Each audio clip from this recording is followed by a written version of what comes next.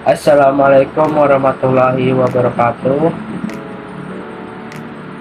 Perkenalkan, nama saya Emrido Santosa. Saya dari kelas manajemen 22B dengan NPM 22.1.1087. Saya di sini ingin sedikit menjelaskan tentang manajemen resiko likuiditas atau menjaga stabilitas keuangan.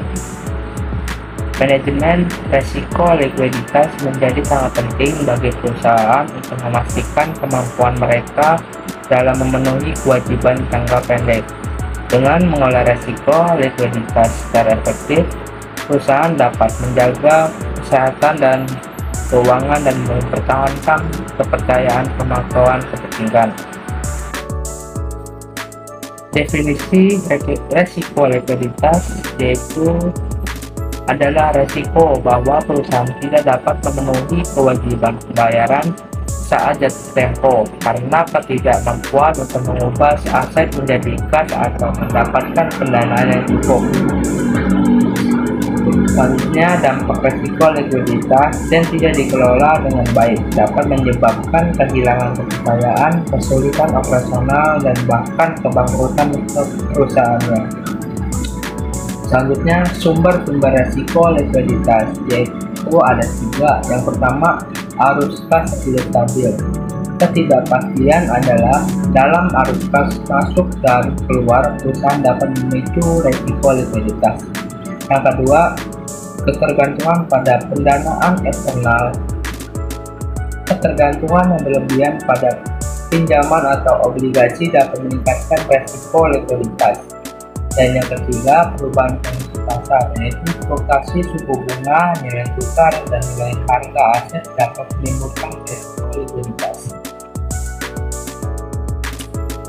Selanjutnya, pengukuran dan pemakaian resiko likuiditas. Yang pertama, resiko likuiditas menggunakan seperti rasio lancar, rasio cepat, dan rasio pas untuk menilai kemampuan perusahaan dalam memenuhi kewajiban jangka pendek. Yang kedua, analisis jatuh tempo, yaitu mengevaluasi profil jatuh tempo aset dan aset liabilitas untuk mengidentifikasi potensi kesenjangan likuiditas. Yang ketiga, analisis stress test, yaitu menguji ketahanan likuiditas perusahaan dalam skenario stres seperti penurunan arus kas atau penarikan dana.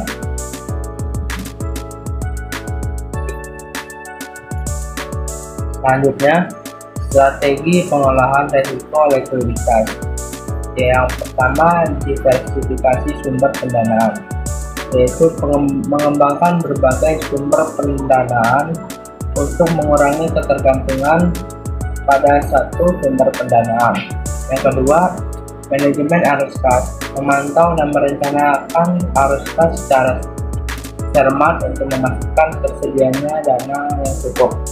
Dan yang ketiga, cadangan likuiditas, mempertahankan cadangan likuiditas dan memadai berbagai penangga untuk menghadapi situasi yang tidak terduga. Selanjutnya, peran manajemen senior dalam manajemen resiko likuiditas. Yang pertama, ada kepemimpinan.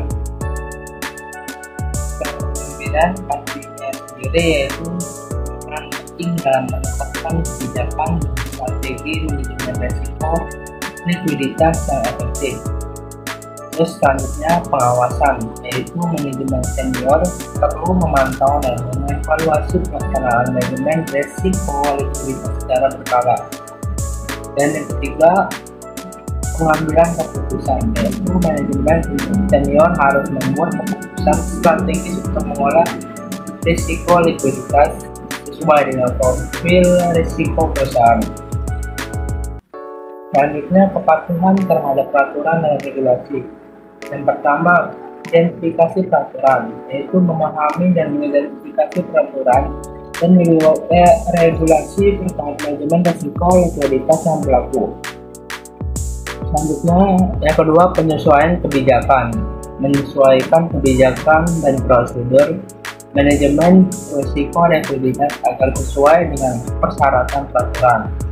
Yang ketiga, pelaporan rutin, yaitu menyiapkan laporan rutin untuk otoritas pengawas sebagai bentuk kepatuhan terhadap regulasi. Selanjutnya, studi kasus penerapan manajemen risiko likuiditas. Yang pertama ada tantangan, yaitu perusahaan X menghadapi peningkatan risiko likuiditas akibat fluktuasi arus kas dan ketergantungan pada sumber pendanaan jangka pendek. Selanjutnya langkah-langkah itu ada 4. Yang pertama, melakukan analisis jatuh tempo untuk mengidentifikasi gap likuiditas. Yang kedua, menerapkan strategi diversifikasi sumber pendanaan. Yang ketiga, membangun cadangan likuiditas yang memadai. Dan yang keempat, menerapkan sistem pemantauan dan laporan risiko likuiditas. Dan yang ketiga, hasil, yaitu perusahaan X berhasil menurunkan risiko likuiditas, meningkatkan kepercayaan pemangku kepentingan, dan memperkuat kursi. Selanjutnya yaitu kesimpulan dan rekomendasi, yaitu menerima likuiditas yang efektif adalah kunci menjaga stabilitas keuangan perusahaan dalam jangka panjang, dan keterlibatan dan komitmen manajemen senior sangat penting dalam memastikan keberhasilan manajemen risiko likuiditas. Jadi segitu saja yang bisa saya jelaskan. Saya